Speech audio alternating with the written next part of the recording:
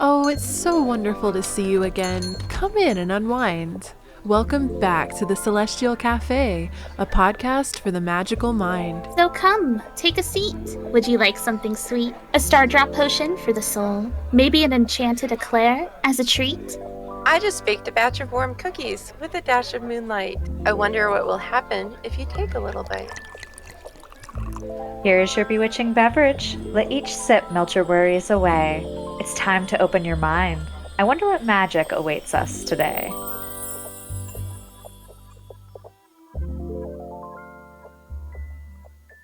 Okay, and hello everybody, and welcome back to a new episode of Celestial Café. How is everybody doing? I hope you're having a good November so far. Welcome back. Hello, Dukesley, Panthera, and Fuchsia. How are y'all? Hi.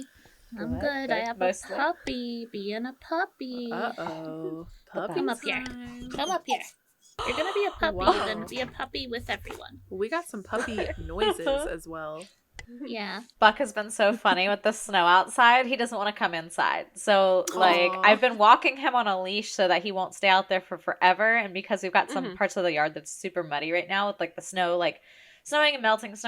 So, but now he just flops down. And it's he's 125 pounds. So it's what am I supposed to do? If he doesn't want to get up, he just thinks heavy thoughts. And he's He thinks heavy what thoughts. are you going to do about it? So Yeah, he I've loves to been go cruising. outside too. Cooper, he loves it. I've always liked winter, but I like it so much more now that he just he adores it, you know? It's helped me a lot too. It's how can I hate it when you love it so much? Yeah. Literally. He just has such a good time out there. Oh, what a baby. Welcome in, everybody, to the Celestial Café podcast.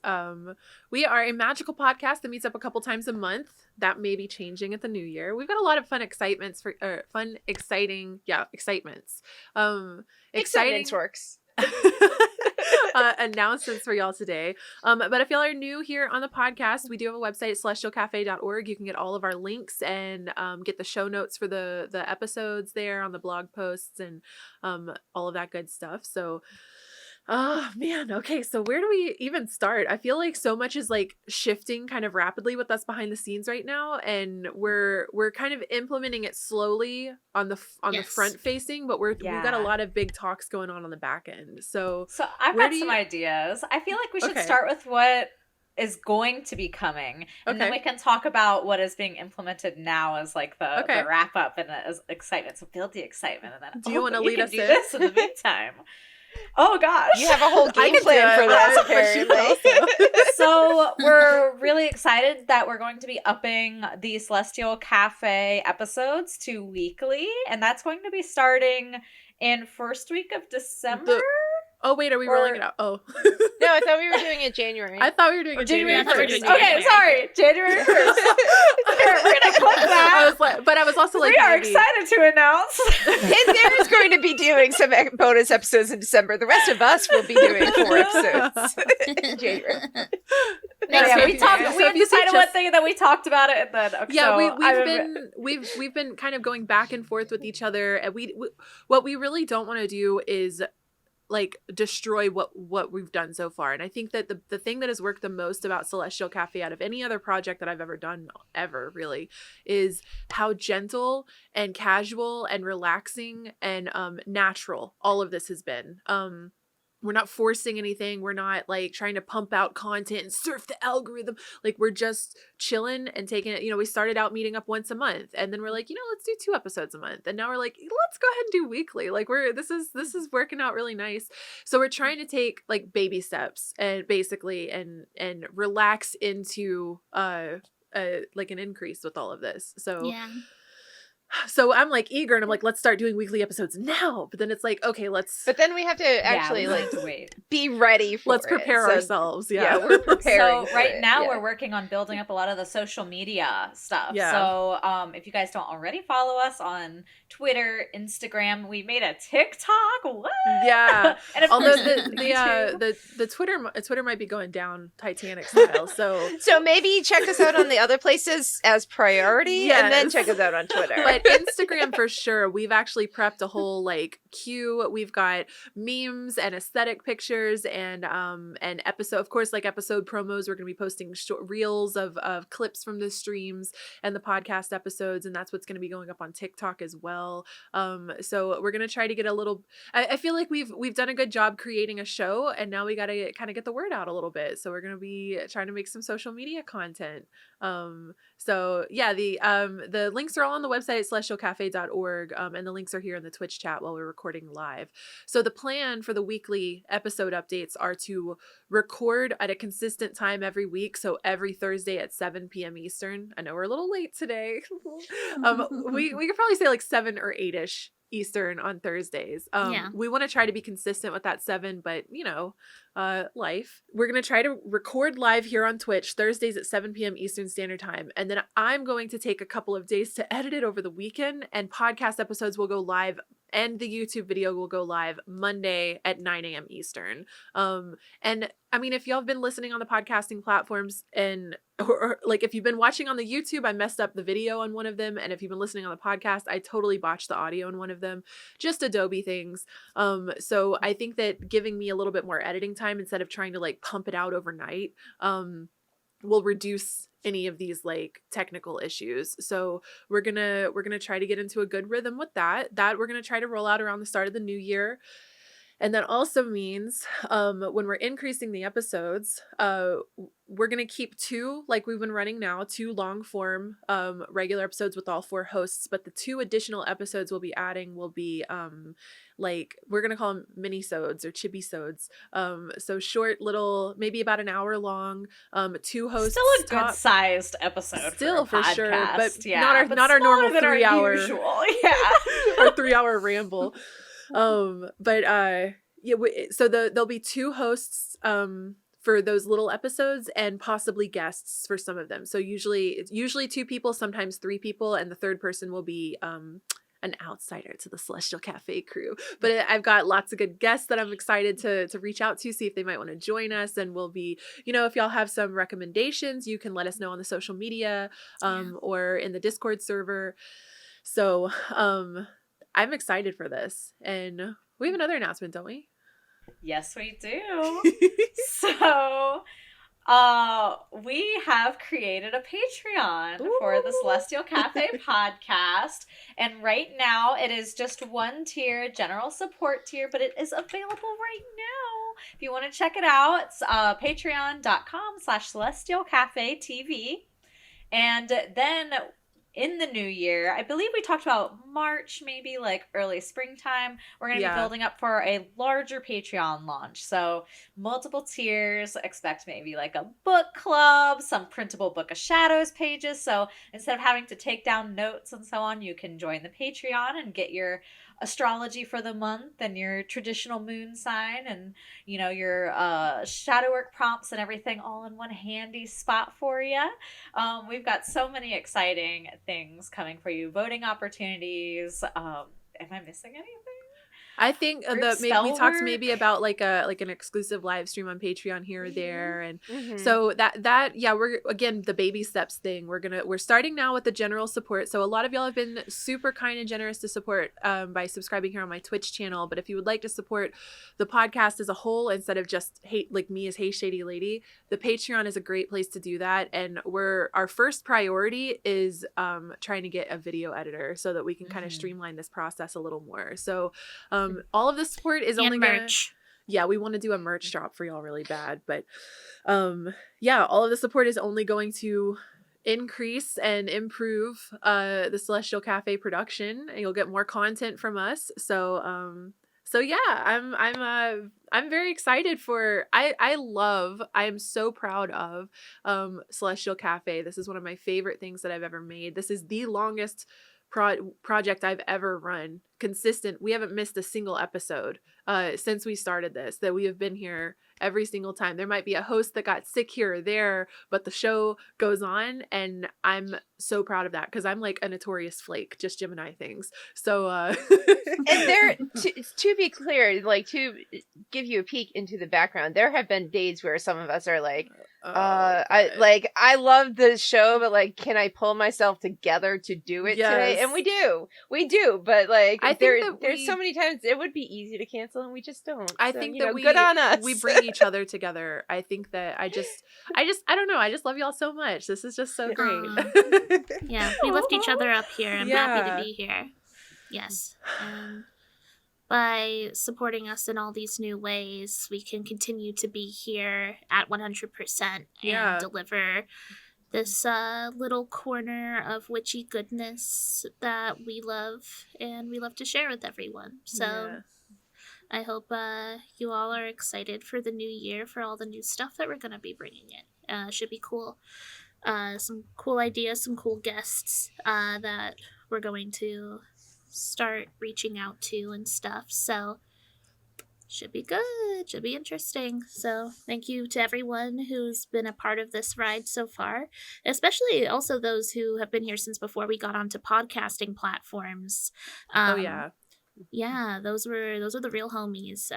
But also those who have popped in as time has went on. Of course, all of it matters. But of course, yeah. We're just taking it slow, taking it easy. So thank you for your patience and thank you for hanging out. We got a lot more. Yes, we have to, or else we're gonna burn out. Yeah, especially with Mars in retrograde. It's fucked. Mars in retrograde. Man, still, it's rough out here. So stepping away from Celestial Café updates, we are gonna be okay. We're getting a little ahead of ourselves. So here's Celestial Café. We do love our tasty beverages. What is everybody sipping on today? I have my usual mocha iced oat milk latte. And I have some Dr. Pepper and water. Delicious. But the latte is getting me through this because I have slept 4 hours each night for the last 2 nights because I'm Minecraft addicted and I have no impulse control abilities. And I stayed up all night editing a blog for today's podcast. So I'm struggling. And also the last 2 weeks have been absolutely unhinged and bonkers. And I have had no energy or ability to do anything. So struggling. Coffee's getting me through tonight. So maybe like, what are y'all drinking and what's your little mini vibe check going on? Okay. Well, I got water and this is my favorite thing at the moment, matcha latte. It's iced, by the way. Iced matcha latte with oat milk, with some agave nectar, with some vanilla extract. It is so comforting. And my vibe check? I don't know. Okay. I'm not sure. You're just vibing. I'm okay. I'm actually just like really thinking about my soup. That's about where the vibe is at right now. Soup vibe. For me. Yeah, I'm a little tired, maybe at worst, but mostly I got soup on the brain. That's I think the main feeling I'm experiencing at this very moment. Soup time. Soup on the brain. I think that was the first word out on our podcast today was Cooper coming after your soup. So yeah. So he also has soup on the brain. Just a couple of soup fiends out here. It's cool though. Yep, that's it. Matcha latte, delicious, highly recommended for all ages. Maybe actually, okay. I'm not a doctor. The end. Probably not infants. Maybe not infants. Maybe not. We'll see, though. Maybe not great grandpa either. Give him some matcha. He's going fucking crazy. Fuck yeah. All right, what you drinking, Fuchsia? Well, so I've got my water and I've got my regular staple of cherry Coke Zero, which I have just been fighting brain fog all day today, like terrible. So the caffeine in the soda is the only thing keeping me coherent and focused,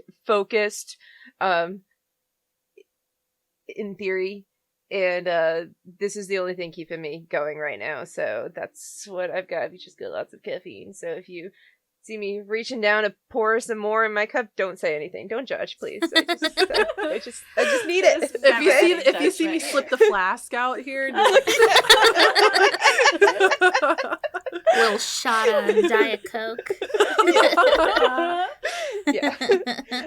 But yeah, that's my vibe. I'm just brain fog central over here, just trying to fight through it. So no reason, just woke up like that. it's just funky. It's just been funky these Yeah. last couple of weeks. For sure. Mm-hmm. Oh, for my beverages, I have my three, of course, my holy trinity of drinks. I have my water, got to stay hydrated. I have a fancy juice thing. I just saw it I at love the this store shit. and I was like, antioxidants. Yes, 'cause By I don't want to get rules. sick.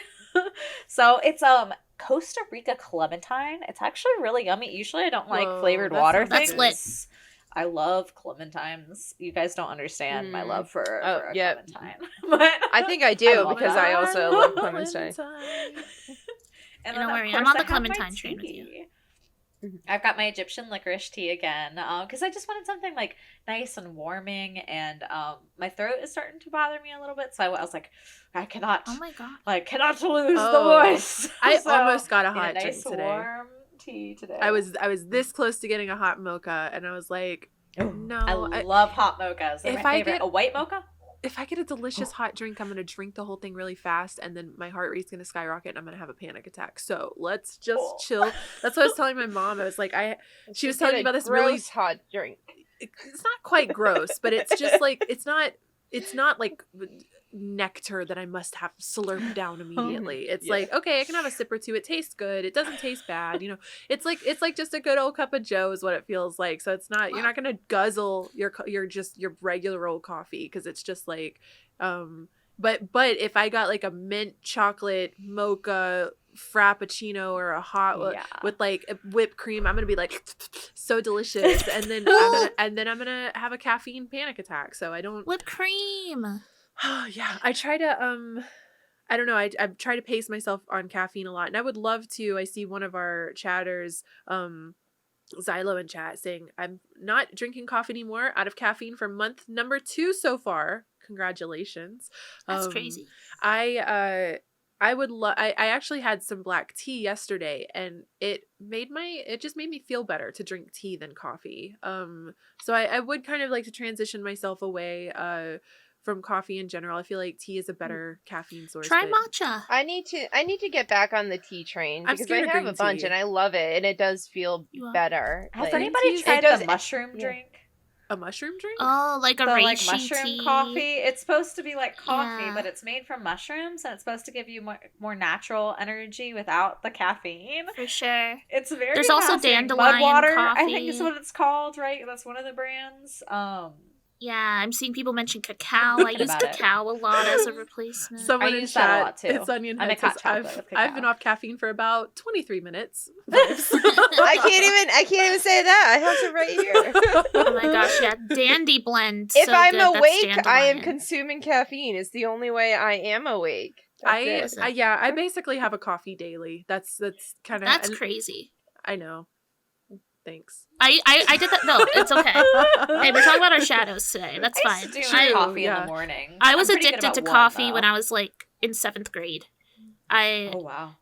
I wanted to be like my Wow. mom. She was always so cool drinking her coffee, and I was like, I want coffee. I can't So- imagine the children that I know, the like 12 and 14-year-olds. No, get that coffee out of your head. You're Oh my already God. Can you a little imagine? hyperactive chihuahua. I need you to chill. I need you to bring it down to a 2. When Just I was maybe. a teenager, I used to take shots of espresso. What was the 5-hour energy drinks? No, I've had a caffeine Ooh. problem my whole life. Yeah, I know. I've been a Mountain Dew fiend forever. Like that was teenage Panthera. I was all about Chugging Diet out Sierra things. Mist. Yo, That that's shit was- disgusting. Okay, what the heck? You said diet. Don't You said yuck Sierra her Mist. up. I'm out times 3. It was I the only actually- soda I drank for years. Wow. Was Diet Wow. Sierra Mist. I never had any caffeine until like college, like at all. No caffeine at all until college. So By Xylo and choice. Chat just said our generation was raised with caffeine. I'm like, I never had caffeine until college. When I was a kid, my mom, you know those lies your parents tell you? Uh-oh. Yes. My mom told Say me and my less. siblings that if we drank her soda, we would grow a third arm out of our back. No way.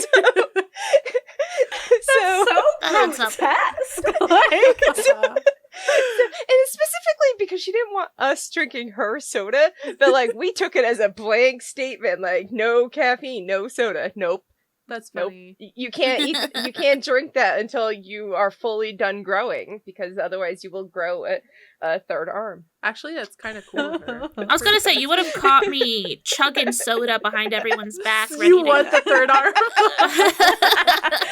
That would How have many more backfired activities I could do with the third arm? Like, be writing a book I back know. there. Like now I'm Living like, man, fucking I could really use that, raw. but at the time, you know, it was enough to keep us away from it. So yeah, I didn't drink caffeine until I was well into my adult years. And now, look at me, I can't function without it. Caffeine addiction is certainly something we could be discussing with our shadow work today. So today's episode is a very exciting topic. It's about shadow work. And this is a pretty fundamental topic in the witchy spiritual communities.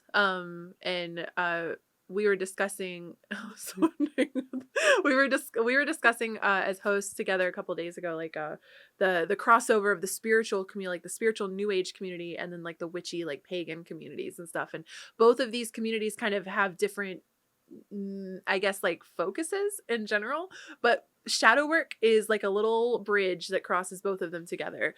And what I am particularly love about shadow work, and I think my spiritual practice in general, is the combination of the scientific side with psychology and the spiritual crossovers where we could talk about like chakra and past lives and that kind of like emotional baggage, the collective consciousness, which also kind of crosses over with psychology, the collective consciousness at least.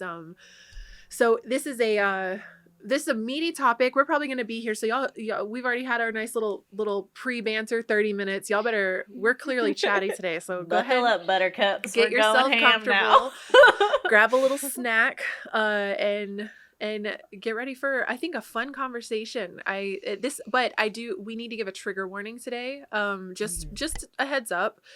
Shadow work is not a gentle topic. We're gonna be talking about trauma, mental health disorders, unpacking your trauma, rewire childhood things that happen that would cause you to behave differently. These topics can get pretty heavy, and you may not always be in the mental space to unpack this kind of stuff. And I think that a topic I'd really like to talk about is how flippantly people are like, do shadow work, and it's like not always like the healthiest thing for someone to do, really. So and especially like if you're just somebody who has gone through trauma or experienced some things in your life that would be difficult to reflect upon, doing this with a professional, if you are really interested in it, is a great way to go about it, because it is an actual psychoanalytical therapy. It's a psychotherapy. So not every psychologist or therapist that you might talk to will know it or be trained in it. But it's worth talking about and letting them know that that's something you're interested in, and maybe they can find you somebody who is. And none of us are doctors or mental health professionals. We are going to be touching on topics today that are going to cross over into those fields. So make sure that you take what we're saying with a grain of salt, do your own research, and get a support system. I know that therapy and these things aren't they're not available to everyone. It's a privilege to have healthcare in a lot of places. So just make sure you're taking care of yourself and check in with yourself. And we want y'all to prioritize your well-being above all. I do think that this will be a productive and helpful conversation for people too, though. We're not going to be like, I don't know. We're not going to be like explicit. No, we're just going to be talking about heavy subjects. It's the nature of shadow work. We're talking about shadows. We're talking about things that are hidden from ourselves. It's going to get deep. So if you're not ready to venture to that world, then maybe come back to this episode another time. But if you're ready and if you're down to talk about what it means to do shadow work, why it's important, how to do it, and why it matters, then you are in the right place. And it's okay if you're not ready. It's shadow work is one of those things where I believe everyone would benefit from doing it. Like it will impact everyone's lives if they do it, but you don't have to be ready for it, and you don't ever have to be ready for shadow work. You don't have to do it. It's like, I feel like everyone in the world would benefit from going to therapy, even if you feel like you don't have any underlying issues, but that doesn't mean everyone is going to go to therapy, and like you can still live your life great. But it's one of those things, if you feel ready for it, you should look into it. Shadow work is cool because it is accessible. We can access this part of ourselves at any time that we want, and sort of explore these dark recesses of our mind in a radical way. So, welcome to the shadow work episode. I guess we should start with, we shouted about shadow work a lot, and there's probably a bunch of people that are like, okay, that's neat, but I don't know what shadow work means. I think that a good spot to start is kind of defining our terms and getting a foundation for the best of it for the rest of it. But we mentioned shadow work in almost every other episode. I think that this is a good topic to have an understanding of when you are on your spiritual journey. So Panthera, I know that you have a blog going up in the next day or two where you've deep dived the origins of the term shadow work. Yes. Do you want to lead us in? So yeah, maybe you can kind of bounce back with me too, because I know you just also created a blog.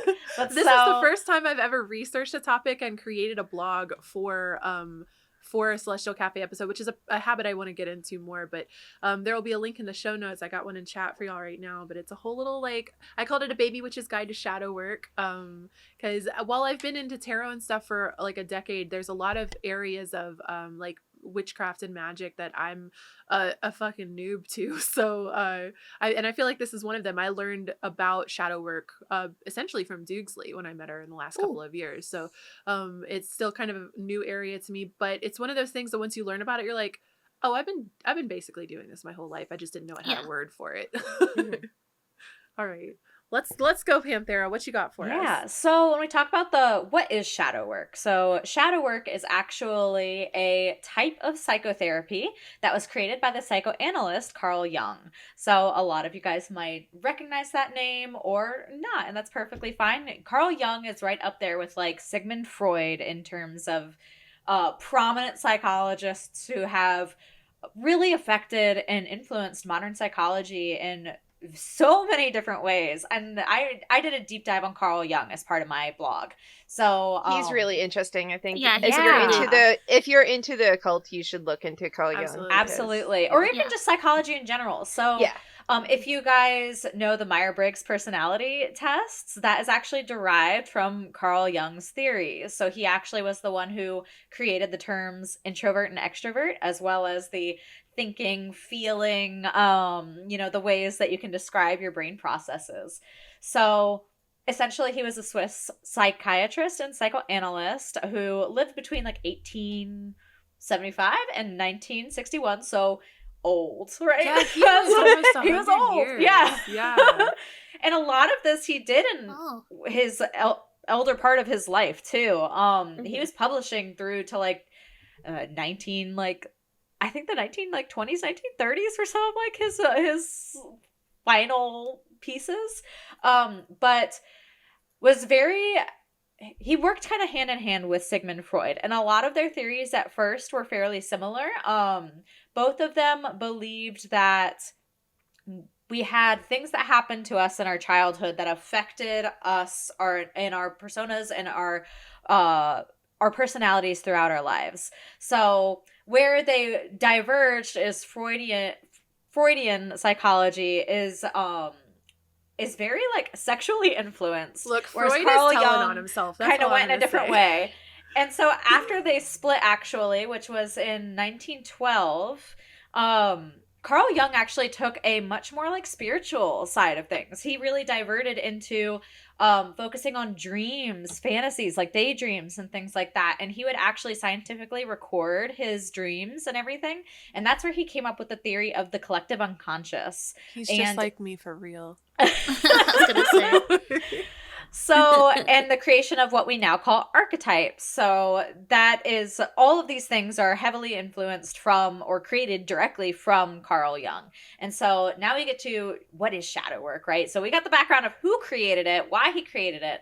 So, Carl Jung believes that there are two different sides of that make up our personality. There is the persona, which is what we portray forward, and then there is the shadow, which is behind, and that is what we are hiding, what we are keeping internalized kind of within us.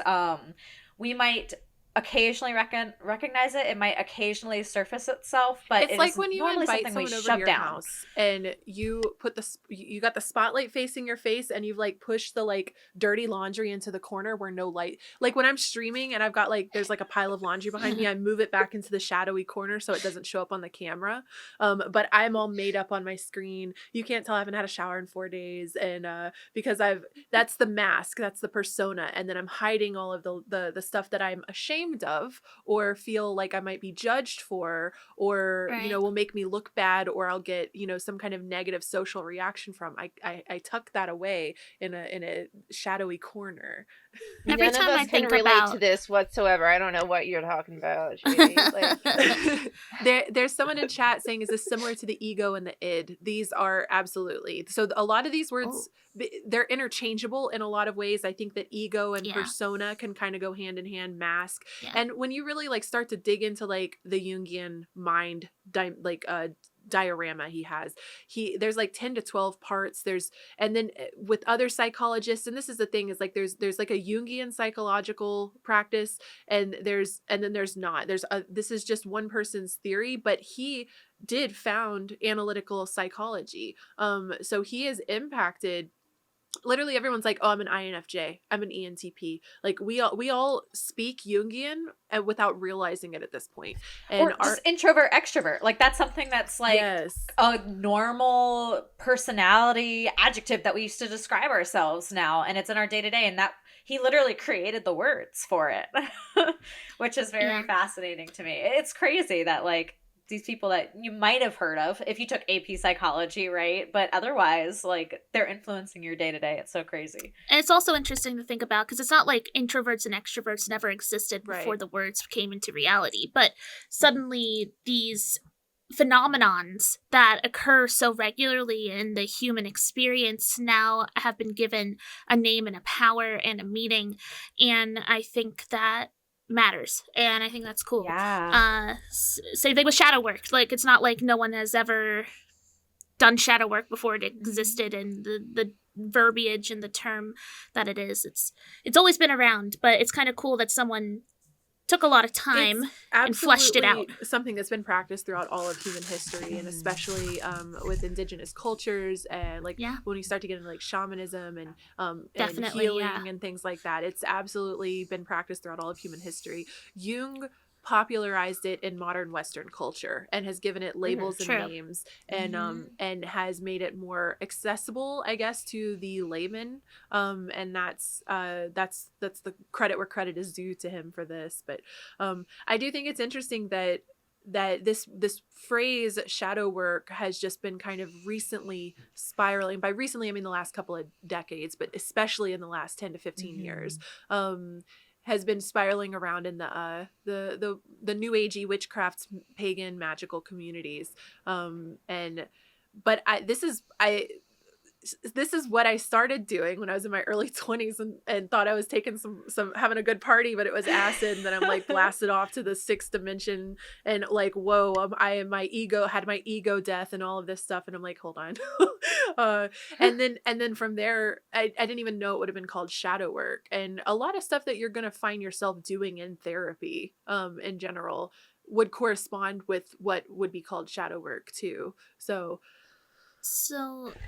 I think it's important to define exactly the criteria for what is a shadow work. And I think that the most important thing is it is a self-reflection, a deep self-reflection as to why you respond the way you do to things. But I think the important part is that you're doing this self-reflection to better yourself. Yes. So the overall goal in general of this practice is to have a better understanding of yourself and the experiences that have kind of affected you, helping to facilitate this internal growth and healing. Because I think a lot of people avoid their truth and avoid what has happened to them. I don't blame these individuals for doing this, avoiding early stage trauma and just sort of letting it sit and fester. And little do they know that it's subtly and subconsciously influencing the way that they waltz through life. Right. And sometimes it's not subtle also. sometimes it's right in your face, and you know your daddy problems are directly affecting your interpersonal relationships, right? But you don't want to deal with it. And Right. shadow work also doesn't have to be all negative. The experiences and things that could be affecting our shadow could also be creative fixations that you have and inspirations and kind of looking at your shadow and how it affects those kind of positive emotions and feelings that you might be having as well too. So it doesn't all have to be negative as well. Right. I agree with that too. I think that it's just, I find that, at least for me personally, like a lot of my shadow work stems from inner child work. I believe that a big bulk of the trauma that we carry is formed in the childhood, and a lot of things sort of trace back to not having our needs met, which it's impossible to have all our needs met because our parents are human too, and are no, they're not infallible, and they're prone to error. So of course we're going to be missing out on those core, and it changes from individual to individual, these core parts of what we should have been taught in a perfect world. And then it sort of comes out and surprises us in unexpected ways through knee-jerk reactions and snapping at people and avoidance strategies and all these mysterious and confusing reactions to things that we can sometimes look at rationally but can't embody because we're so caught up by the shadow. Well, and then the ego comes out too, and the ego is prideful definitely. and doesn't want to admit that there's anything wrong with it. And that's how I think what's interesting about shadow work is that for me, it seems to go hand in hand with inner child work. Healing the inner child. Maybe we should go over inner child real quick, just for those who might be. The best way that I've been visualizing it is I literally imagine myself as 6 to 8 years old, handcuffed to my adult body and having to do everything that I have to do 24/7. And then I think about how I never have fun and I never do anything to make that kid happy. And that has been the best way for me to, and another thing extrapolating this out is whenever I'm having a butting my head with my mom or a family member and she's like, why is my mom like this? I imagine her as a 6 or an 8-year-old instead of a grown person in front of me, because she also there's so many different layers to get into this, but there's our personal shadows and there's a collective shadow as well we all have mommy issues. We all have daddy issues. There's big mother wounds and father wounds with our society right now. So big surprise, big shock. So thinking about your parents, think about the generation they were raised by. Think about how they were brought up, and then they're doing the best that they can. Sometimes, I mean, some people just suck, right? I'm not giving everybody a pass for their shitty behavior here, but it helps me a lot when I'm dealing with other people and their emotional turmoil. But that's a part of shadow work, is being able to discern, like, oh, this, I'm able to sort of choose to picture a bigger world for this individual that I'm frustrated with, or this person isn't worth my time and my energy, right? I think that's a part of shadow work too, to be able to discern and decide, like, okay, this is what I'm willing to put my energy into to heal and what isn't worth it. And it's all about just trying to heal all this discomfort So that all of us sit with. So imagine when you're born, you're an integrated entire like little piece of clay, you're a little clay ball, and you're getting molded and formed as the time goes on. And sometimes little pieces of you are being picked out and put in a different spot. And this is going to cause you to feel you're picking pieces out of you and you're hiding them. A good example I heard about this is like a little like for me, I got punished a lot for crying as a kid. Why are you crying? I'll give you something to cry about. Not really, but like why are you crying? Or I was always being told to, why are you upset? Look at how other people, like this person, why are you upset when this person has this? Why are you upset when there's so many other things to be upset about? What you're upset about isn't valid, and stop crying, stop making a scene, quit being loud. Like there's a lot of kids in the family. My parents were working multiple jobs, impoverished home. I don't blame them. You know what I mean? I spent a good chunk of my adolescence though I remember specifically being a teenager, and anytime I had to cry, I would go to the bathroom until I was done crying, and then I would put my makeup back on and like do like cold water on my eyes so I didn't have puffy eyes, so no one could tell I had been crying. I learned to hide it so much. And then after all of the ego death on acid trips, I was just crying 24/7 in front of everybody all the time, because it was like, I'm letting this out. Like and now I'm not afraid to cry in front of people at all anymore. I'm pretty I try to compose myself. I don't just be like, just like bursting out of tears. Like I try to be appropriate with it, but at the same time, that makes like, one of us. if I'm emotionally upset, it used to be that if I was having an emotional episode, I would hide it and walk away, and I would not want anyone to know what was happening, because as a child I was taught that it was shameful and bad and punishable and annoying and burdensome to others. And so this is something that would happen in the childhood that would affect your adult life. And when you're not able to express these things, then it's going to affect your ability to have good relationships with people, platonic, friendly relationship, familial. All of your relationships will be affected. So me hiding that little crybaby, is like Sailor Moon crybaby. It's a core personality trait of mine, unfortunately. Me too. I feel Pisces rising. Mm-hmm. Like, so when I hid that part of myself, I pulled it out and I shoved her away. And I, like, every time I cried, I was angry at myself about it, because I was taught how to treat that part of myself. And so there's a piece missing of me, right? And there's multiple pieces, because something happened here. I got laughed at that time I asked someone out. So now or my one of my closest friends, like when I made some kind of like my baby's first like sexual like expression as like a young teenager, she was like repulsed by it, because we weren't attracted to each other. But then that made me feel like, oh, I can't show this to anybody. So it's these little shames that get added on: being humiliated by a teacher in front of a class for something, singing in front of someone and you get laughed at and they tell you your voice is bad. These things will push it in, and you will start to hide it, because it's a survival defense mechanism. We're social creatures, and if we are ostracized by society, it's a threat to our existence and survival. We're taught. Yes. You get laughed at for singing out loud. You are taught that you shouldn't sing out loud to people. Like it's a cause and effect thing, and sometimes these things get so deeply rooted into our belief system, because sometimes all it takes is that one person's like, oh, I suck at singing. You know what I mean? And even though it's not true, I see Fuchsia's resonating with this. That is a very specific example of something that I have only started working with for like the last couple of years, working on, because my whole life, like, I don't sing.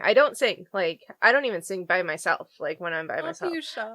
And it was only a couple years ago when like my friends and I used to like get together on Minecraft and do karaoke nights, and I would never sing, and they like started encouraging me to sing in these silly Minecraft karaoke nights, and everyone's just like, you have a really good voice. I'm like, no, I don't. I can't sing. I sing like crap. And they're like, no, you don't. I'm like, my whole life, this is where like this goes back, like generational trauma. I mean, trauma. True. Like, it's not life-changing trauma, but like it's still a trauma. Yeah, it is, because it would make me cry like all the time.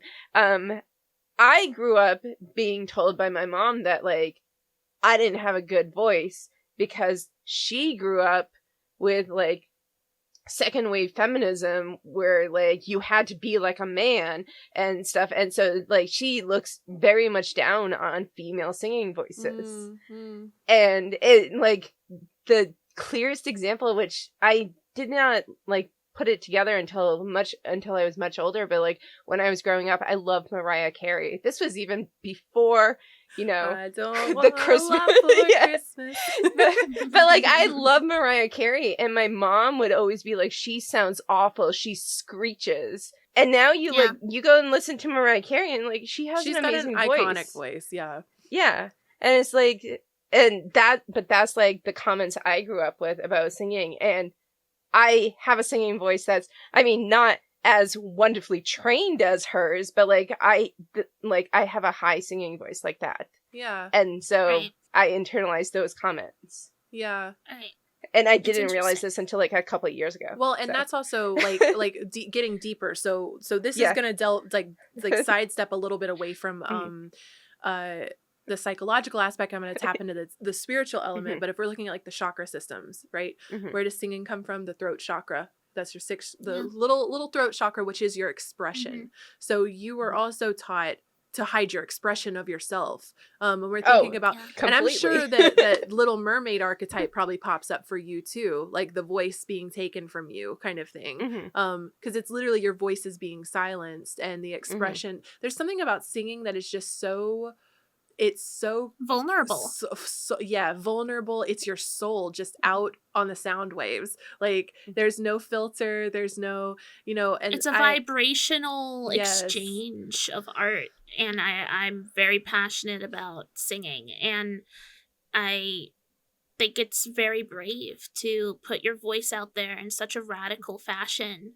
The thing is everybody can sing. And there's different skill levels. There's different. Some people can sing bad. Some people, but they can sing.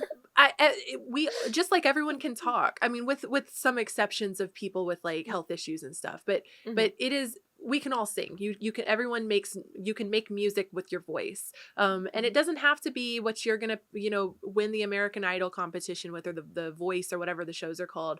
But that's one thing that, because I also was really ashamed of my voice growing up, my singing voice, and music in general. So I don't know where I picked that up. I'm sure I just got laughed at here and there along the way, and I'm just a very self-conscious person in the first place. But that's definitely like childhood root issues, because I was a little performer and I would do stupid things and then I would get laughed at, and sometimes it's you're accidentally the comedian, but you perceive the laughter as ridicule instead of like joy. So you can internalize it in a different way than it was intended. Yeah, that's tough though, because I think also at those younger ages, expectation is a big part of things too, because especially if you were scared away from singing publicly at a young age, especially when you're young enough where you're looking for approval.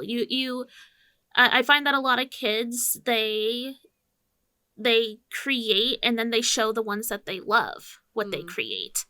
And it sucks that when you create something and you share it with someone you love and they go, ew. Yeah. It could be very stifling for the creative mind. And I think that happens that's a struggle a lot. I deal with currently. So shadow doesn't just come from childhood. The other thing, shadow work is a lifelong process. Your shadow can be added to at any point, and new shadows can be created at any point. I'm making one right now. I'm currently internalizing this. I'm currently traumatized, but I think I'm fitting the script. A struggle with living with my mom right now is she just hates everything I cook. And there's so much to unpack, but she was raised in a house where she was forced to sit at the table like mommy dearest style until she ate the disgusting foods that she hated. So she's got like deep trauma related to like the smells of like Brussels sprouts specifically, but Brussels sprouts smell like broccoli and most of the greens that I enjoy eating. So anytime I'm cooking vegetables, my mom is over my shoulder like, oh, what is this gross shit you're making? That smells awful. It's just, and to me, I'm new to cooking, and I'm notoriously a food burner, so I'm I want to cook well. I want to enjoy my food. I like making tasty food, and to have someone you care so much about constantly putting this idea that it smells like shit, it looks like shit, what is this gross shit? And I've it'll get somewhere some in fights here. aren't worth having. Right. And that choosing my battles has been a big part of entering adulthood for me. But that's one where I'm currently just trying to, like, whenever it happens, not let it internalize and know that I make good food and it tastes good and I like it and it smells good and other people enjoy eating it. My mom just has some crazy ass trauma that she's projecting onto me, right? And we haven't gotten into projection yet. So and that's kind of what I want to go into real quick too, is these mirrors that we all have. Yeah. And a word that I find myself bringing up a lot when I talk about shadow work is grace. Giving grace towards yourself and grace towards others when they have their shadows loud and proud.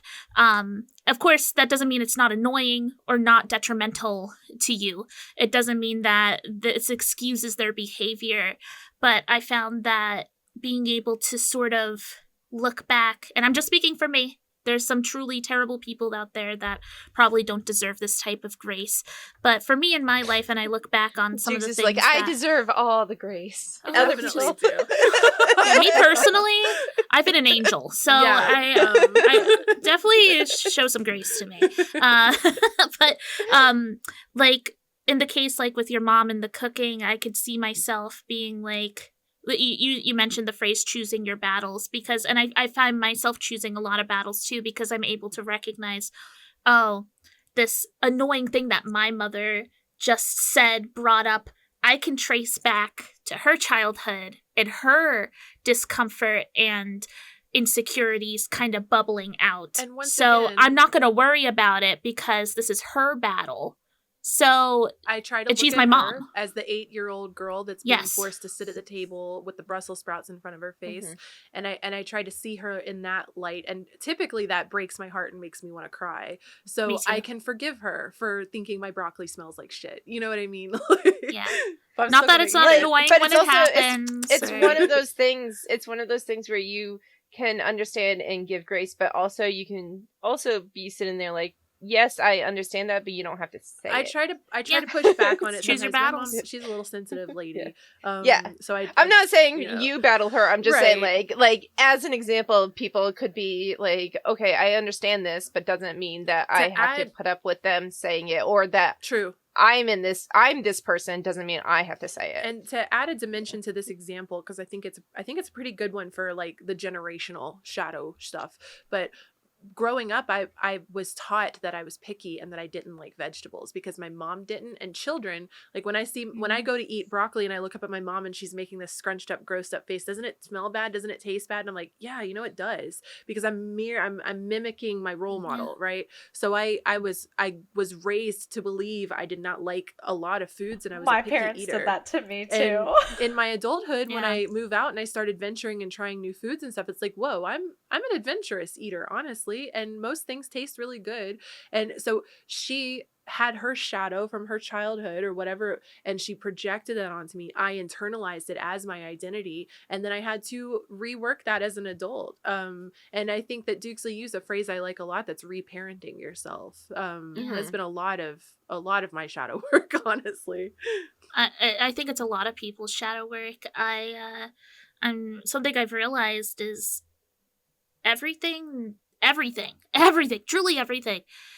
We are all just projecting our realities onto other people, which I don't think is a bad thing, because that's what gives us our personalities and our lived experiences. And it's just that if we start to control what other people do, and but every word that comes out of my mouth is because of the way that my life has been shaped, and because of the way that I'm choosing to project me out into the world. And the way that I have created this projection is by being myself, but also seeing and noticing mirrors of myself in other people and being like, oh, I like that aspect of this individual. Oh, I appreciate how this person traversed this situation. I want to embody that as well. And I feel like that it's a big part of shadow work is just seeing the humanity that is within all of us and the chaos that is humanity,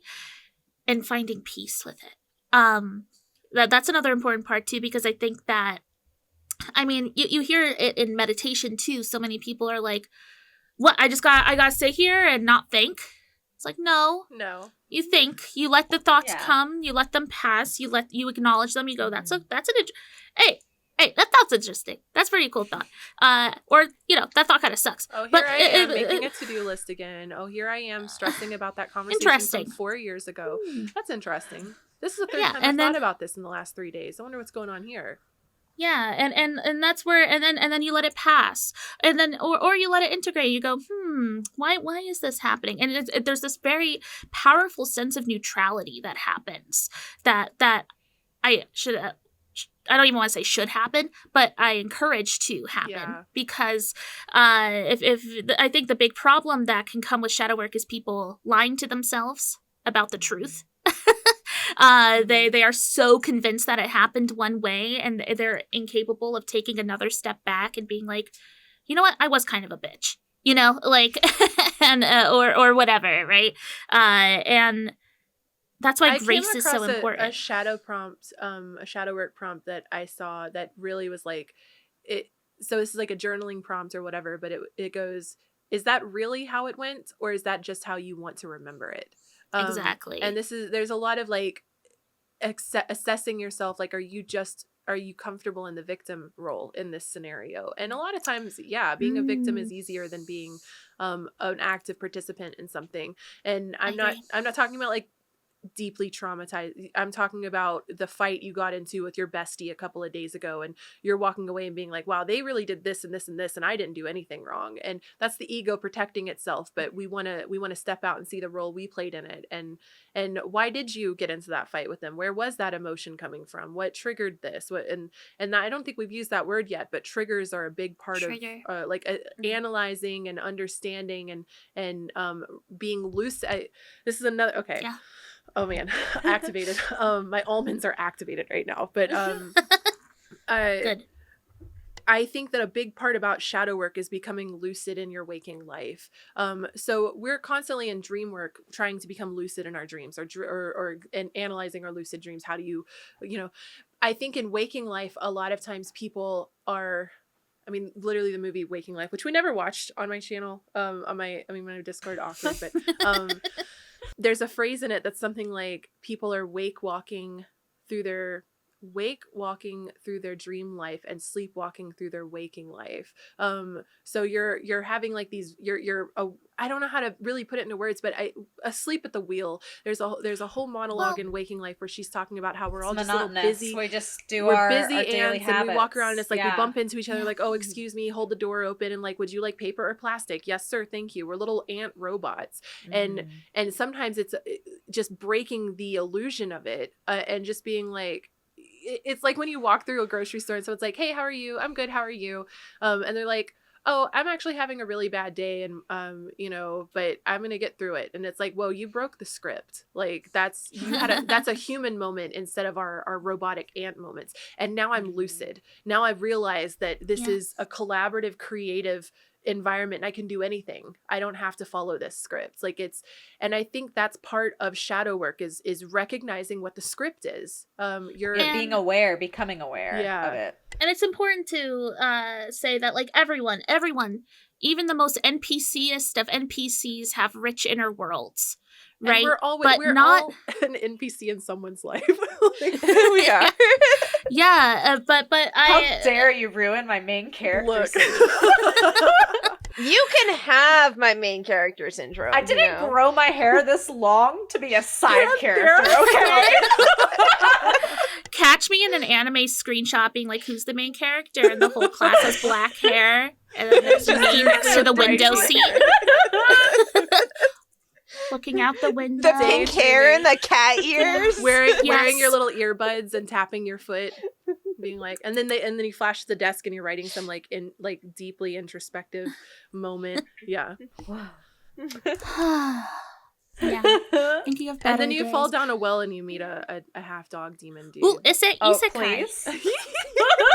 Uh-oh, watch out. What? The Okay, moving your on. werewolf shadow showing. Look, I can get behind I haven't Panthera when it comes reflected to on like, that part yet. when it comes to like Okay. Inuyasha and Koga. I'm here for it. Okay, Okay, you know?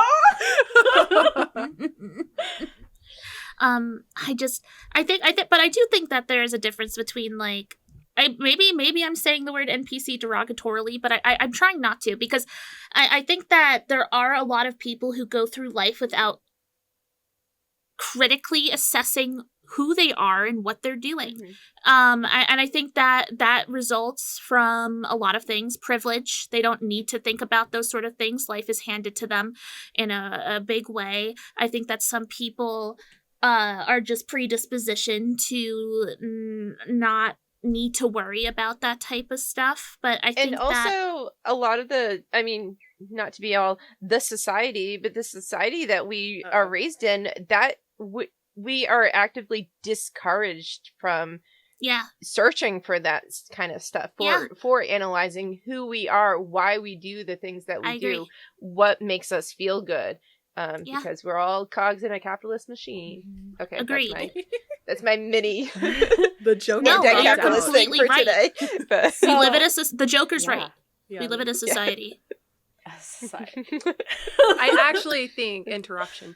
I had so many like pop culture references I wanted to use in my blog about this, but I settled down on just using one because I was like, whoa, this is like the best example. But Batman, Bruce Wayne.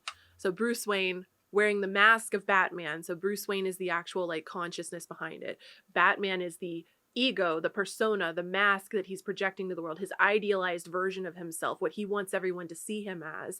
And then the Joker is the shadow, the repression, the I don't want to be anything like that. And I am violently opposed to you insinuating that me and the Joker are the same, even though they're both vigilante justice and their own perception of justice. Exactly. I thought that was the most interesting example of the ego and the shadow was Batman to Joker. And I think that there's a bit, I kept seeing stuff popping up that the shadow has a bit of trickster energy. And I thought that an interesting way to see the shadow is this little unsupervised toddler running around that gets to wreak havoc and do whatever it wants. It's unsupervised because you're trying to ignore it and pretend it doesn't exist. So it gets to do whatever it wants, and it's going to start popping out, and it wants to break up the order. The Joker, he wants to demolish the order that's happening. He wants to create a new, so it's wanting to break it because it also wants to be seen and recognized. And if you watched Joaquin Phoenix's Joker, which is like that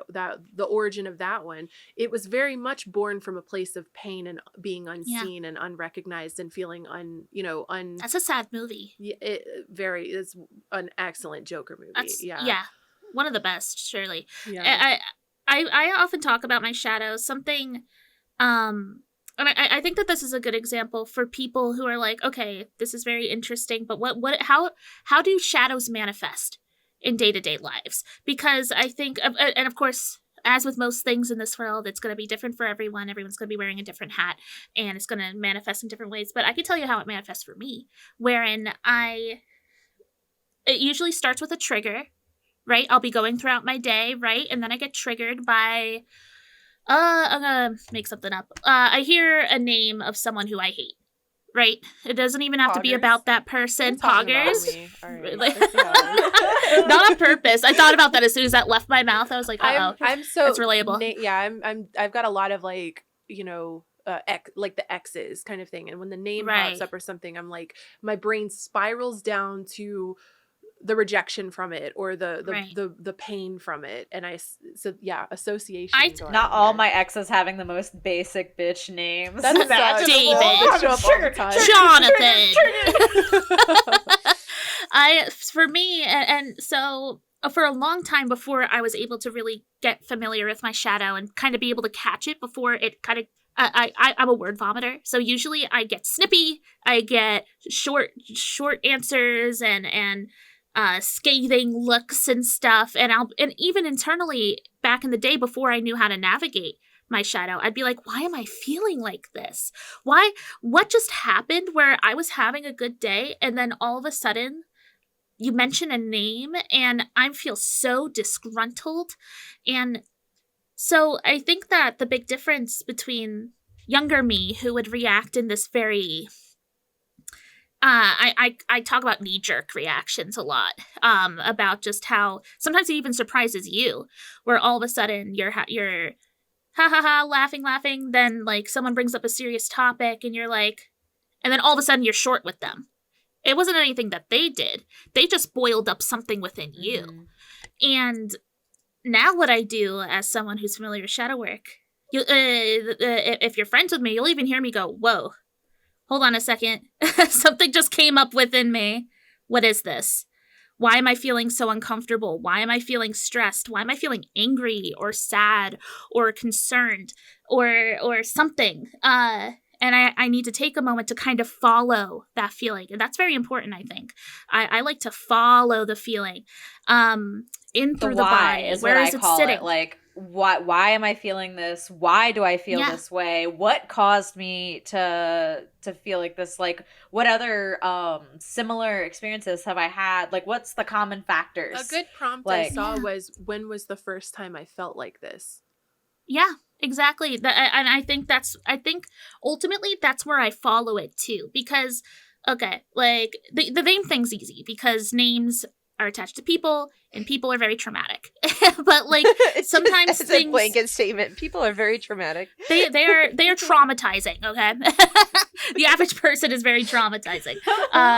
Because I mean I talk about this a lot too, like being in a public facing persona, like we're just constantly faced with shadows and mirrors and it's a lot. But let's say it's something more subtle, like I might have a good example here actually. So one of the ones that I've really been working through, and it took me a while to like recognize it, was I would like be doing one of my ADHD hyperfixation like cleaning sprees, and my boyfriend would be like, "Hey, could you do the dishes?" And suddenly, immediately, I'm like, "No." Like, I would just be like furious that like, why? I've already done all this. Why would you ask me to go do that too? And I retracted it back to my ex, who would not do any of the chores and be constantly asking me to do all of this stuff and blame me for the house being dirty and all of these things. And it's like my boyfriend, he was just trying to decide which chore he was going to do. Like, will you do the dishes and I'll do the vacuuming or something? And he didn't need me blowing up in his face about being asked. But it has really, and I still have this like gut reaction when somebody tells me to do something or asks me to do something versus me doing it on my own. Yeah, of this immediate like rebellion kind of about it. Yeah. So that's something that I'm still recognizing and working through. But yeah, it could be anything, right? Throughout your day. The name being and it'll surprise you. Oh yeah. Yeah. You'll be like, whoa. I'm currently I think that's one of the Oh, you go for it, Fisha. Oh, that's one of the I don't know, struggles with getting into shadow work. And the more you do shadow work, the more you are surprised, like you deal with this issue and then, oh, well, now this is triggering me, and where did this come from? And like the more you become aware of what is your shadow, the more you become aware of what is your shadow. And it's and then it starts to be never obvious. I want to bring up another movie really quick. Babadook. I don't. Has anyone in have y'all seen it at all? Any of y'all? Nobody. You haven't seen it, Fuchsia? No. What the? I haven't seen anything. It's a phenomenal horror movie. It is one of my top 5. Oh well, yeah, I don't watch horror. So I know it got kind of roasted in the horror community because the monster's a little goofy looking, but it's not really meant to be a monster movie. It's a psychological movie. It falls more in line. It's definitely a family psychological thriller horror. So it falls more in line with The Shining and Hereditary, which are 2 of my other top 5 horrors. I love the psychology dives in it. So I don't want to spoil too much of the movie. I probably will to explain the symbol though, but it is a very old movie and I don't think this will spoil the experience of watching it. I actually think it might make it more enjoyable for those of you that are interested in this topic. But the Babadook is a manifestation of her guilt, grief, despair. It's not about I'm gonna just to talk about it. It's a monster that's lurking around in the house the whole time, and it's definitely manifesting, specifically related to her child, who's this like little 7-8-year-old. I believe in the movie he's canonically autistic.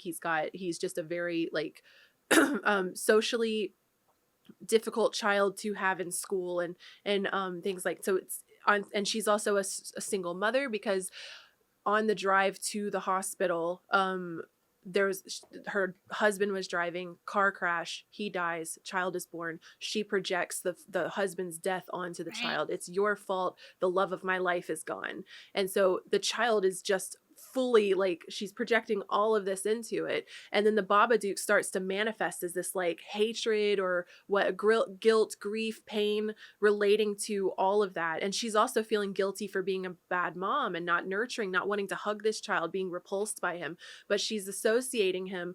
And by the end of the movie, so the Babadook it's a creature moving around the house. Everyone's probably seen Babadook's a gay icon because Netflix accidentally categorized it as LGBT. You've probably seen the Babadook monster. But by the end of the movie, and this is something I really wanted to touch on,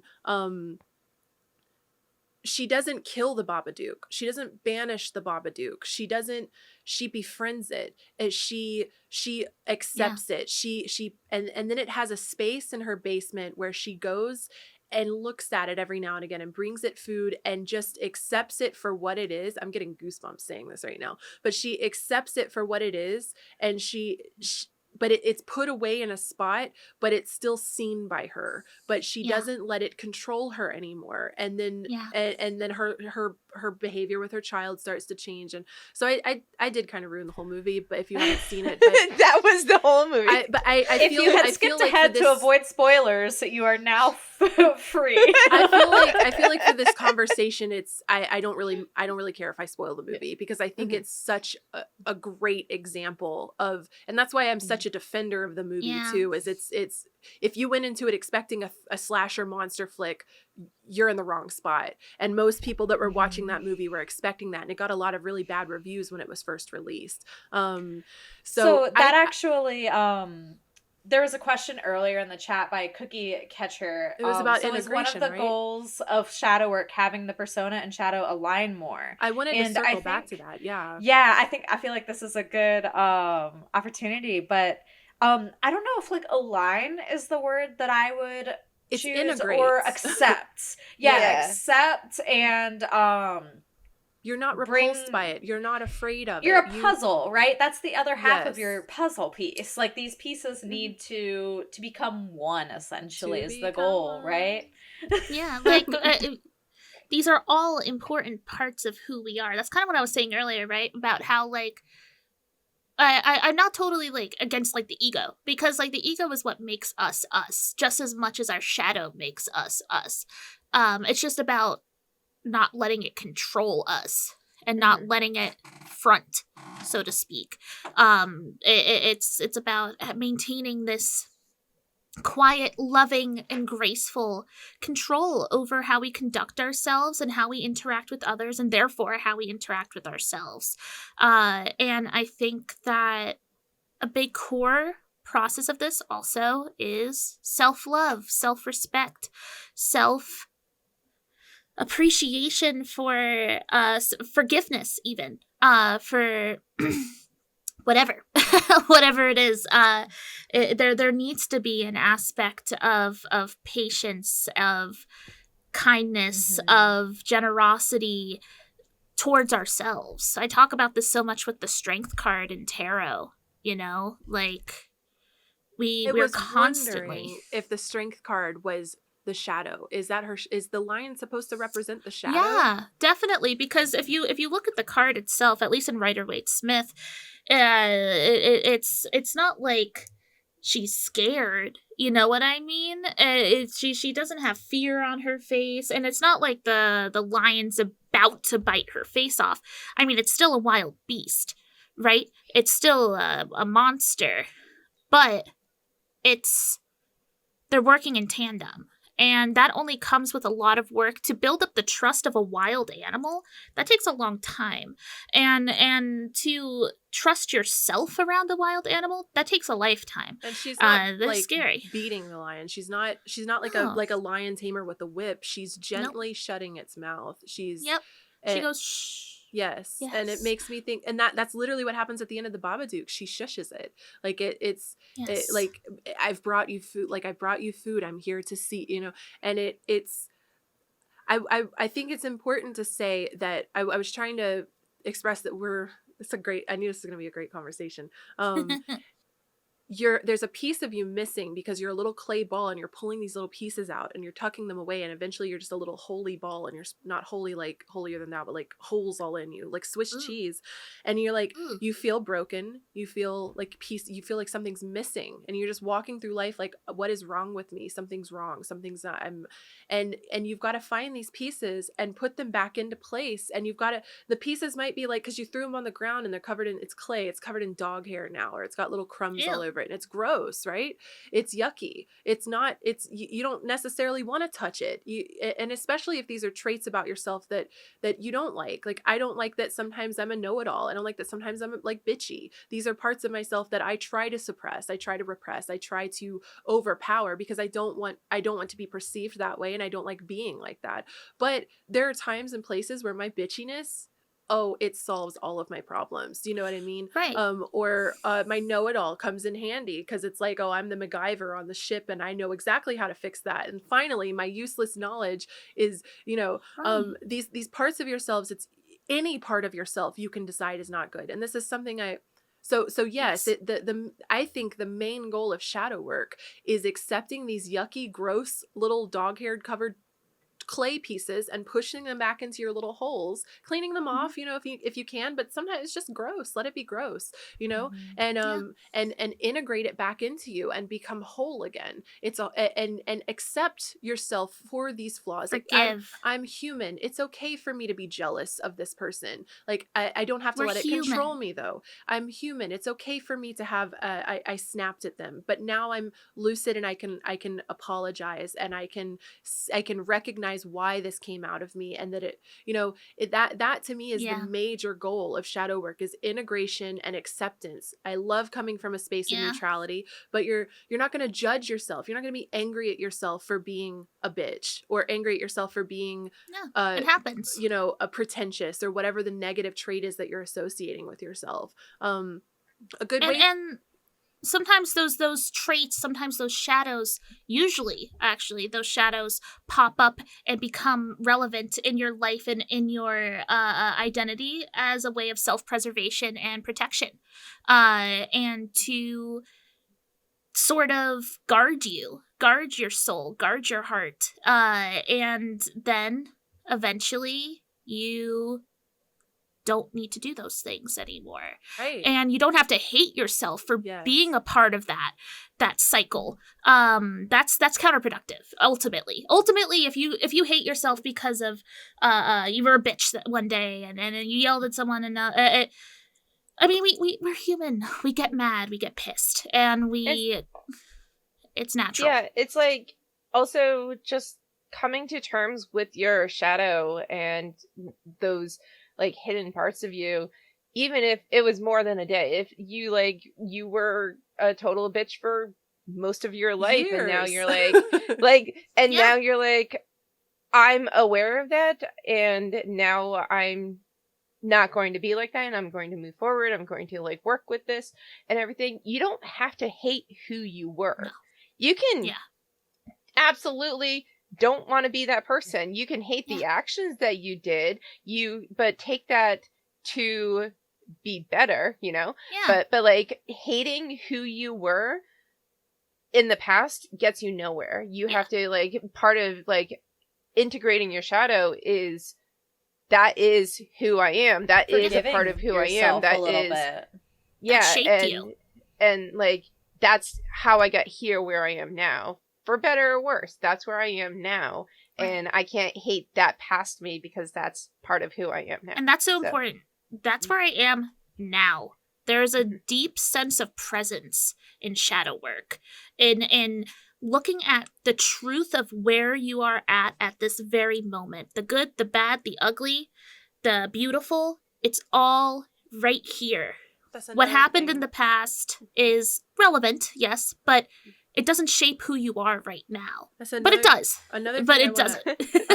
It does, but it doesn't. It doesn't define. I think that's it. It doesn't define who you are right now. That's a good one. Yes. Yeah. You do not want to identify as the shadow. I am a bitch. No, I can be bitchy sometimes, but I can also be really kind other times. It's multifaceted, and it's okay for me to have this moment of bitchiness. But I'm not going I'm not going to think of myself, I am a bitch. I'm a bad person for being a bitch. Like that's where, and insert any word. And I want to say that when you find yourself like judging strangers specifically, and pulling like big, like, wow, those girls over there, they're really catty, and they're a bunch of like bitches, and or wow, that guy is like really flexing hard and trying to be so macho, like, wow, he thinks he's hot shit. Where is that? Why are you judging them for that? And are you worried people are going to look at you and see you in that way? Like, we're constantly projecting our insecurities and fears on how we analyze and view and judge other people. So when you're having a strong, irrational, emotional reaction to something that is kind of catches you, it surprises you, like, wow, why did I hate that lady that was my, drive-through clerk? Like, what about her set me off? She rolled her eyes a little when I said, why did that bother me? Like, and this is where the phrase Socratic method comes in. You have to constantly ask yourself questions. Why am I feeling like this? What about them upset me? Do I behave like this, or do I worry that I might behave like this, or that's so important. Follow that. Why don't I let myself behave like this? Like, what am I worried people are going to think about me if I do? Like, this right here, that's shadow work. Yeah. Following. I feel like like you'd be like a little kid. Best shadow work happens in the moment. Like, when you actively notice yourself going down a path and being like, wait a second, why am I doing this? Pause. And kind of like and rewriting yourself. Lucid. Stop dreaming. Yes, exactly. Don't let the dream, don't just be lost in the narrative. Literally wake up and go like, and this is, I want to, like, so hard. Like, sometimes I just get in a mood and I'm watching myself be in that mood. Do you know what I mean? Like, I'm like, God, I can't turn off this bitchy, passive aggressive. I'm sulking because this just happened 2 hours ago and my pride is in the way now and I can't just let it go. Why can't I let it go? Like, why can I not forgive myself for the reaction or them for making me have the reaction? What that I hate when I get stuck, and I don't do it as often anymore. It might take me a couple hours to let the emotion subside, and then I can come back around. But it used to be that it would just like, that's it, the friendship's over. I'm never talking to you again. and there's no reason for that. My pride is that's an ego issue. That is the ego not wanting to accept that is part of you. So you're gonna be in the right. I'm right for doing this. Like, you know. And we all have our morals. We all have our what word am I looking for? Ethics or ethos that might not make sense to the person next to you. But that's also what shapes us. What matters is that these experiences don't control us, right? And we are still, as long as we're lucidly angry, you know what I mean? As long as it's like, okay, I've checked all these check marks. Okay, I'm angry. You know, like this is actually infuriating rather than just being disgruntled and infuriated because the look that the Dunkin' Donuts lady gave me. You know what I mean? Like that. How'd you know it's the Dunkin' Donuts lady? I just said drive-thru. The hard read. It's always the Dunkin' Donuts lady. Not my daily trip to Dunkin'. Come on. But it's always the Dunkin' Donuts lady. So I'm telling you. But like seriously, I think that. Just being aware, because there are reasons to be righteously angry, to be sad, to be frustrated, to be afraid. But if we're going to even look at this on like a big, big scale, we as a society, our nervous systems are shot. Okay, we are exhausted. We've been fighting for our lives out here on every level. Everything's falling apart. There's a world gone mad. And we owe it to ourselves to seek out peace.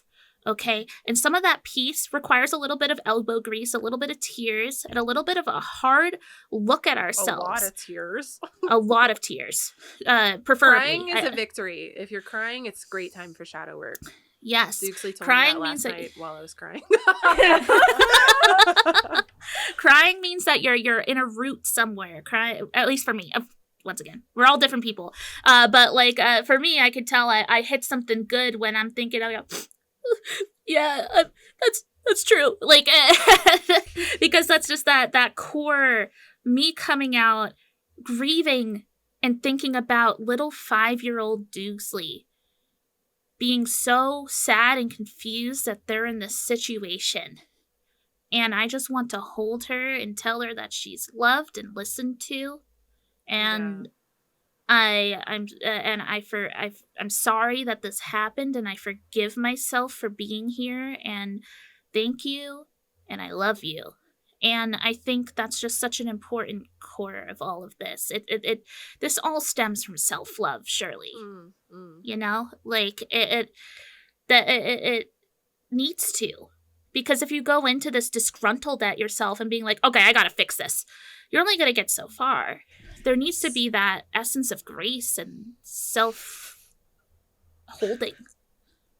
So this actually reminded me, when I first did my original oil launch, I was doing customs, and most of them were prosperity oils, but people could request a specific one too. And I had somebody request an oil to help get over an ex. They had recently broken up. They had cheated on them. It was a bad thing, right? So they wanted something to help them get through that. And so I created what I call a heart healing oil, which will be available in my Etsy shop soon. But I was like, how do I make this?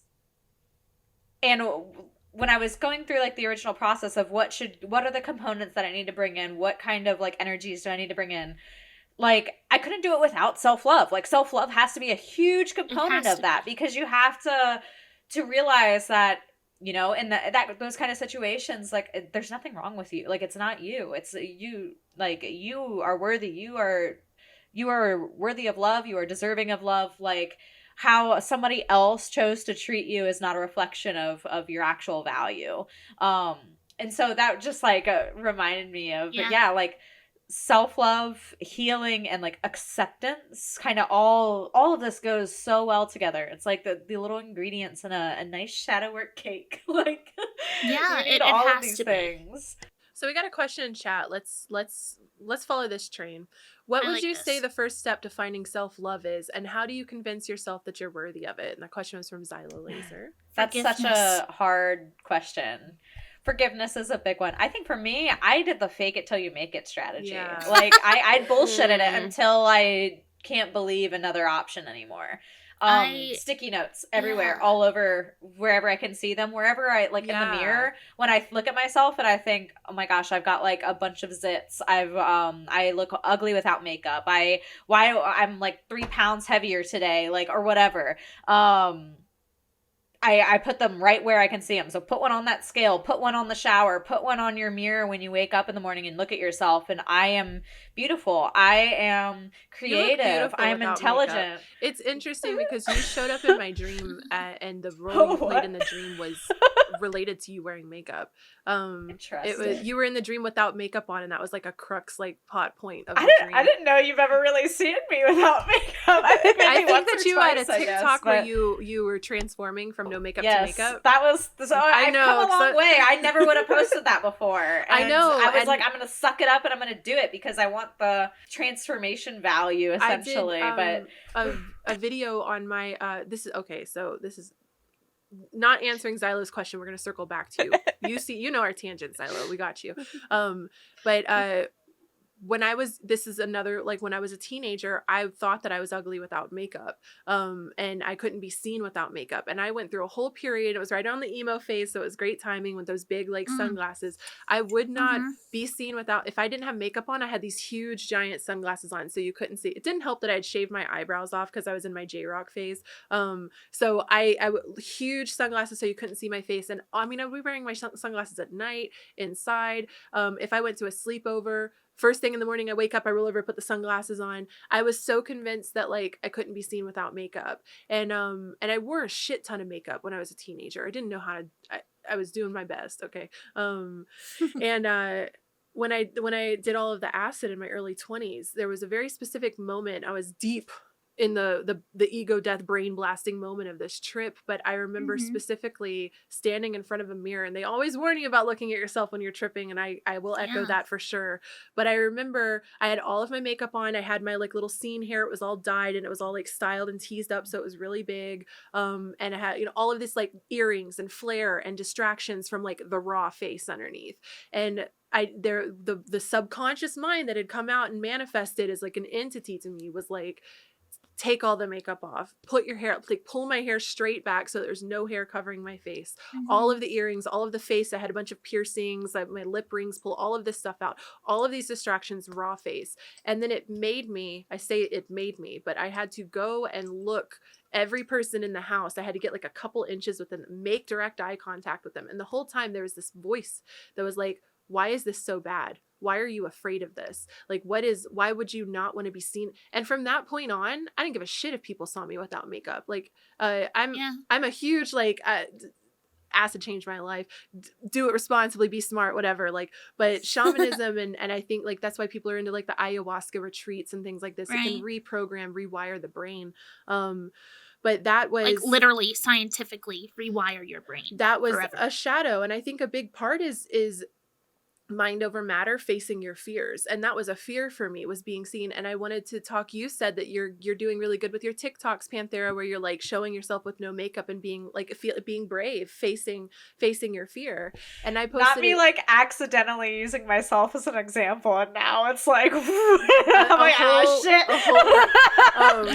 But I posted a YouTube video a couple of years ago that was about me like starting my weight loss journey. And a big part of that video was like showing my full body, which I really don't do now that I'm overweight. I'm very ashamed of that. And that's a whole thing we could unpack. I don't think shame is a powerful word. Yes. I think I'm too emotionally raw. And I don't ever want to create a space of like body shaming, or that other people who might have a body like mine feel ashamed. But that is something I carry related to it. That's your truth. Yeah. Yeah. And I made that video where I showed my full body. My hair's pulled back. I'm in the natural sunlight. You can see all my acne and stuff, no makeup.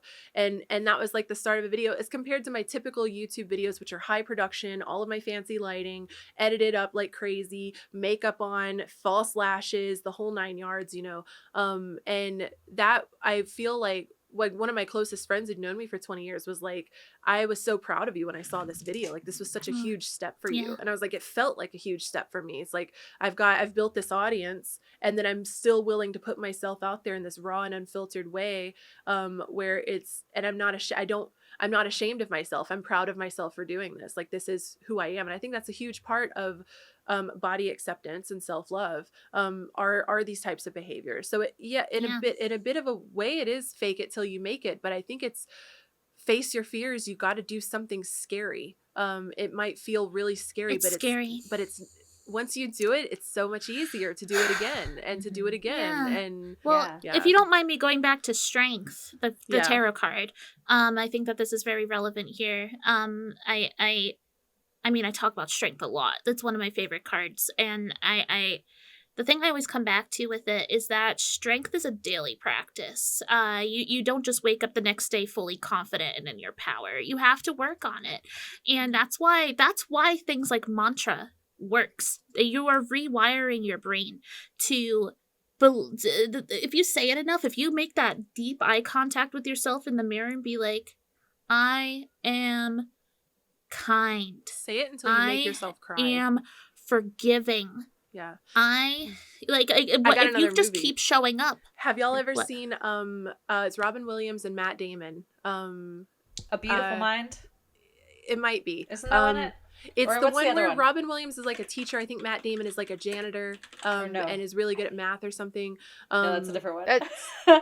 What's it called? Matt Damon movie. I'm gonna pull it up really. Good Will Hunting. Thank you. Good Will Hunting. Yeah. Good Will Hunting. I wish I'd seen that. Classic. They're both my dad's. It was like one of Matt movies. Damon's like first big big movies. Don't spoil anything. I really want to watch it.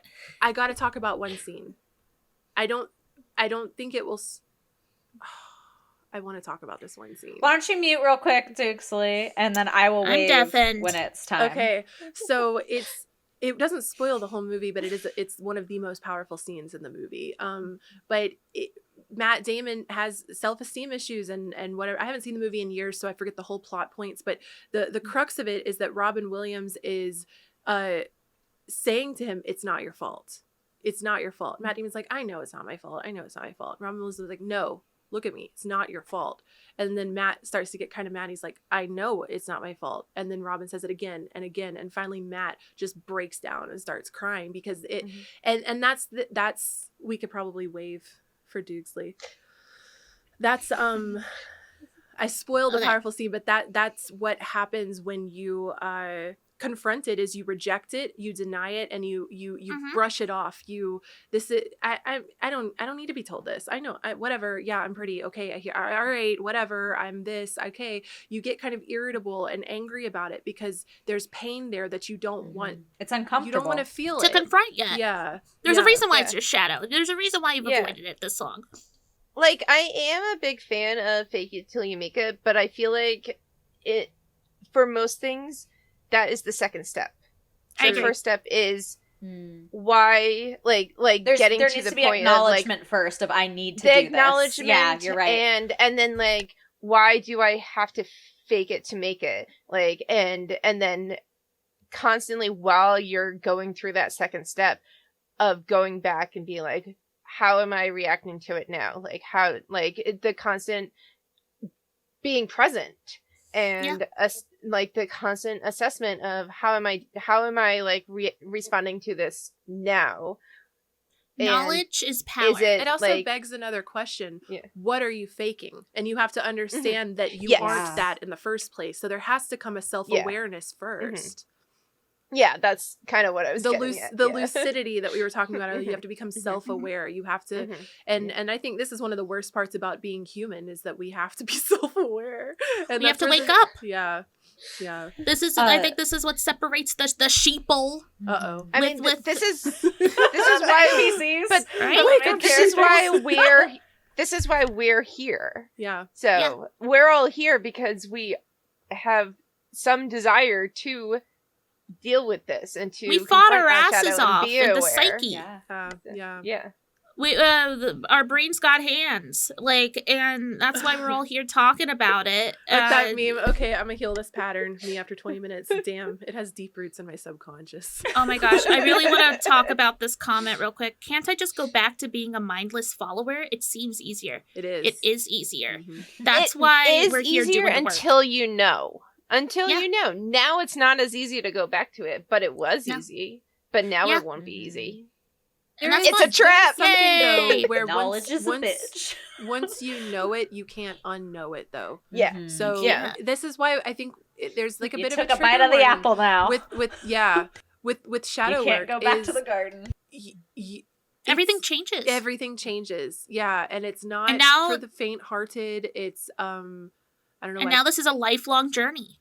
And you're always going to be aware of it, that like I have a trauma response or I have a trigger that happens when someone tells me to do something. When someone gives me a direct command, go do this for me, I have a rebellious reaction. Like now you're aware of this and now you can, and sometimes like being told what to do, it is like a fuck you, I'm not going to do that. Like that's a valid, and that's the reaction that should come out. And other times it's totally it depends unwarranted, on the situation, right? Yeah. So being able to reflect on the moment and not just respond from habit. Right. That's important too. Like that's why I was saying earlier, sometimes anger is righteous. You know what I mean? And if it's well thought out, well processed anger, if it's well processed sadness, I mean all feelings are valid, even if they're not well processed. Your feelings are your feelings, they're real. But because I've also seen in chat tonight that some people feel shamed for feeling mad or sad. That's an illusion. We all feel feelings. Please don't. That makes me sad to hear. I don't think we quite touched into shame as much as we should have for this, because I think Oh, Oh, yeah. I have like a pretty decent for it, thing. yeah. So I learned this from one of Jason Miller's books. I can't remember which exact one it was. I think he talks about it in all of them, but it has to do with, he starts off almost all of his teachings with meditation. And I do think it can be such a great tool. But one of the things that he talks about why meditation is important to learn is because it helps recognize your actual inner voice versus what you have been told and the voices of other people that have made you think certain things about yourself or about ways of thinking. So like, why do you feel shame for that? Is that something that actually came from you, or is that something that somebody else has implanted upon you that has now been, you know, lingering and festering and making you think that way, right? So that's one of the best things about meditation is like recognizing, is this my actual thought, or has this been given to me somewhere in society? Has this been indoctrinated? Has this been instilled in me? I completely that's a great word. agree with that, because that's the thing. Presence is power. Being in this moment is power. This will fuel you for the rest of your life. The more that you get to be here, right now, aware, processing things. That's why the 10-second rule is so powerful, where instead of us immediately knee-jerk reacting, we say, hold on a second, give me like 10 seconds. Let me process this. Not me thinking you're talking about food falling on the ground. 10 seconds. 10 seconds. That's a long time. Food. You can have like a minute. I got an M&M. Use it. Look, 3-second rule. 10-second rule if it's something really good. I'm going for the M&M after. Like, I'm going for it. Well, M&M has a nice shell. That could be a solid minute. Yeah, I'd wait. Yeah, I'm going for it. We are all Overwatch goblins. match. I'd wait till the end. Sorry. No, I'm just thinking. I don't know. If I've really ever eaten food off the ground. No way. This is I'm new gonna for keep me. Ever? I dropped food on myself. I'm not going to self-report here. No, I don't blame much any of you anymore guys. I because think my that's my animals own are fluffy. boundary. Now I have fluffy animals, and it's not. I'm as anal as great. hell about cleaning my floor though, so I know that it's clean. If I'm like at some I'm not gonna pick it up off like the grocery store floor. Oh God, like you know what I mean? Like I'm not a dummy. Pandemic. Even prior to the pandemic, hell no. Like the cafeteria floor at the high school, no, it's gone. I'm throwing it away. Whatever it is, it's gone. Sorry. I just think that with shadow work and with showing up and with just being here now, I mean that's the core of it, right? Like you're not letting your habits usurp your truth, you know, because of ultimately what knee-jerk reactions are habits. You're used to sort of reacting in this way and sort of responding in this fashion, and you are rewiring your brain. That's the same thing I talk about in the strength card. You are a common connection I make is you spill your tea on the ground and you go, I'm such a fucking idiot, and then strength pops in and goes, actually, breathe. I'm not an idiot. I'm human. I drop things sometimes. Yep, it happens. And is anyone hurt? No. I think my feelings. I'm a little sad, but that's okay. I can work through that. Another thing too is like I'm a dream symbol analyst, and I often find myself in waking life wondering why a pause is being forced upon me. So I drop my drink and I spill it. I was moving too fast. Like when I broke my arm over the summer, that was a symbol to me. You were slowed down. There was a message that was being sent to me. Like, right. And this happens to me a lot too when I like wake up late and I tear out of my house to go get, and I'm like, why is everyone going so slow? Why am I getting every red light? And like, these are like maybe not so much that the universe is sending me a symbol. My mind certainly is. I'm reacting impatiently, angry. You're not being present. Oh, the lights are red. I'm so angry. Everyone's in my way. Why am I in such a rush? Why am I? And that is again, this like presence and mindfulness. And I dropped the drink and I spilled it everywhere, and my first reaction is anger. Where is this coming from? What am I really angry about? It's not about the cup spilling, because last week I dropped it and I probably made a joke and laughed about it. So why it's not this moment created the stimulus created a different Yes. reaction. So we can go to a scientific method here. Why is this stimulus creating this reaction today, but last week it created a different reaction? What variable has changed? What's going on here? Right. You can get a little scientific with it if you want to. With every action, there is an equal and opposite reaction, right? Yes. Yeah.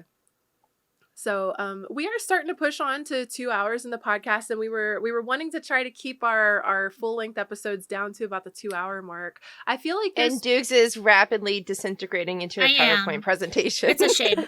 Yeah, this is my shadow. My shadow is like really. Maybe we'll have to do a part 2 on shadow work, where we talk about more like personal examples and like I give think like we could. actual active. I would love to talk about like active methods of shadow work. So the types of journaling you could do, dream studying and analysis, and tarot work that leads into shadow work. I think we could I would love to talk about tarot and other tools. I think we could do another good conversation on this. Mm-hmm. We do have an episode coming up in 2 weeks. I don't think we have the exact date set yet, but it's going to be for the full moon.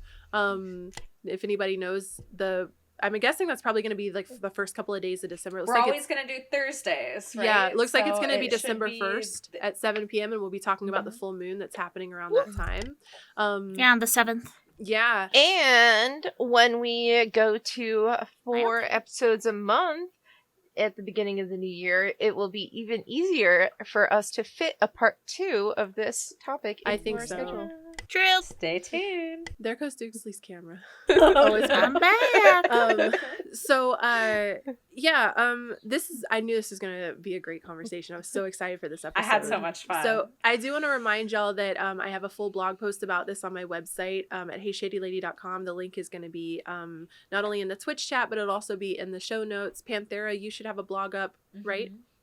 Yep, should be up hopefully tomorrow. So it should also, I'm sure we can add it into the show notes and everything. We'll have it there for you.